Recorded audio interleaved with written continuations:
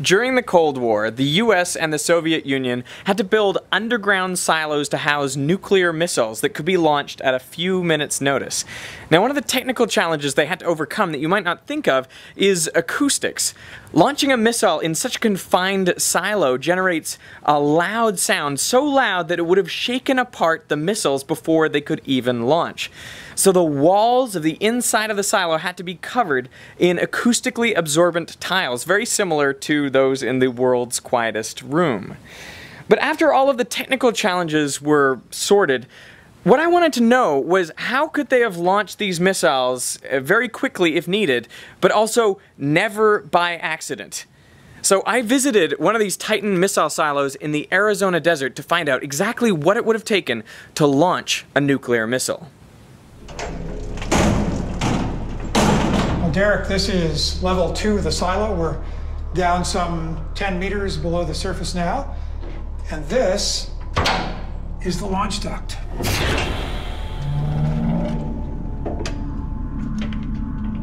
And that is Titan II, the largest and most powerful missile weapon system ever deployed by the United States. And what kind of bomb is in there? That is a thermonuclear bomb. It's a 9 megaton weapon. Compared to Hiroshima? Oh, call it 650 times. An enormously powerful weapon. And what was the idea with it? The idea behind Titan II was to instill enough fear in the mind of the enemy to cause them to think twice about launching an attack against us, knowing that 10 meters below the desert in our fortified concrete bunker, we can ride out their first strike and live to retaliate. And if we're forced to do that, the consequences for the enemy would be so unspeakably horrible that maybe they would prefer not to get into it with us in the first place. That's the essence of deterrence. This missile is no longer active, but the launch system is preserved. And I wanted an insight into how it felt to control this incredible power. Can we go launch one? I thought you'd never ask. There were 54 of these silos, each one staffed 24 hours a day, 7 days a week, ready to launch their missiles on the exclusive order of the President of the United States. All right then. Have a seat here, Commander. Thank you. So this is the control center. This is where the crew waited to launch the missile. And how do we know that we need to launch?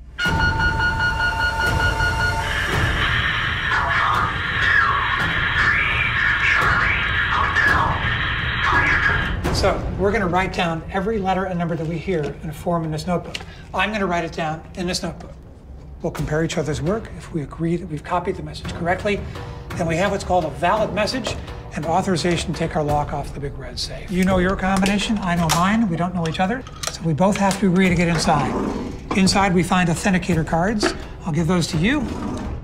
In the secret message, they sent us a 7-character code word. We're going to look at the first 2 letters of the code word. We're going to find the authenticator that has those first 2 letters.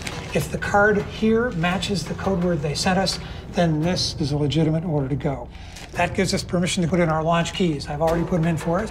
Key right here for you, Commander. And for me, there's a key way over here. Keys are far enough apart that not even a long-armed guy like me can reach them both. Keys must be turned within 2 seconds of each other and held, or spring-loaded, so held for 5 seconds to start the launch.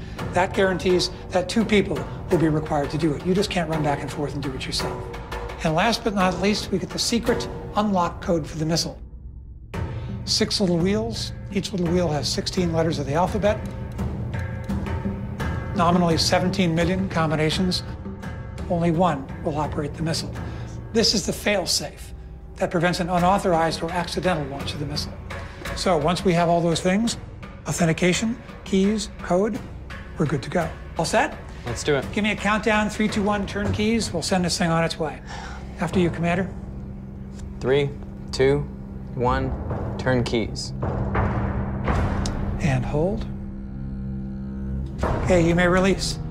That's all there is to it. The green light turns on, says launch enable. For all intents and purposes, that should say, welcome to World War III. Because that's pretty much what it boils down to. When you turn the key, you are committed. There is no oops switch anywhere. When the batteries come to full power, the missile will transfer to internal power, meaning that it is fully independent. About that same time, the silo door starts to slide open.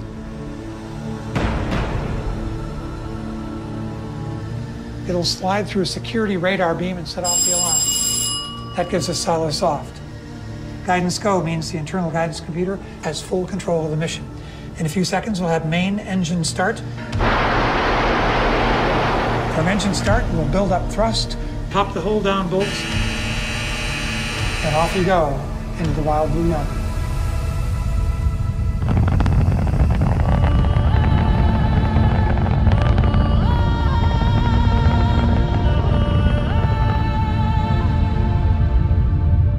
So that's it.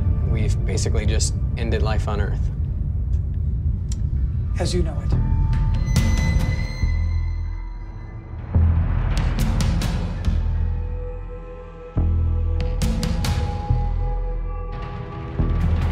In these silos, the Titan missiles had a terrifying purpose. But they were also put to much better uses, minus their warhead, of course. For example, the Voyager spacecraft was launched into space atop a Titan III missile. And Neil Armstrong took his first flight into space atop a Titan II, the exact same missile that would have delivered nuclear warheads to the Soviet Union.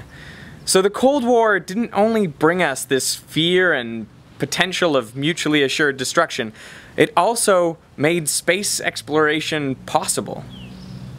Now I want to say thank you to everyone for writing in to request that this documentary be played in your area. Thanks to you, we've managed to get it broadcast in Norway, Sweden, and the Middle East. And details are in the description, so check it out. For everyone else, the documentary will be available online via our broadcasters, though there may be some geo-blocking restrictions. But I'm pretty confident that anyone who wants to see the documentary will be able to via those means. So I hope you watch it. I hope you enjoy it. It premieres in just a few days in the US. That's July 28th, 10 p.m. Eastern, 9 Central. For more details, check out links in the description. I hope you check it out, and I really hope you enjoy it. I appreciate so much your support. It means everything to me. So, again, thanks for watching.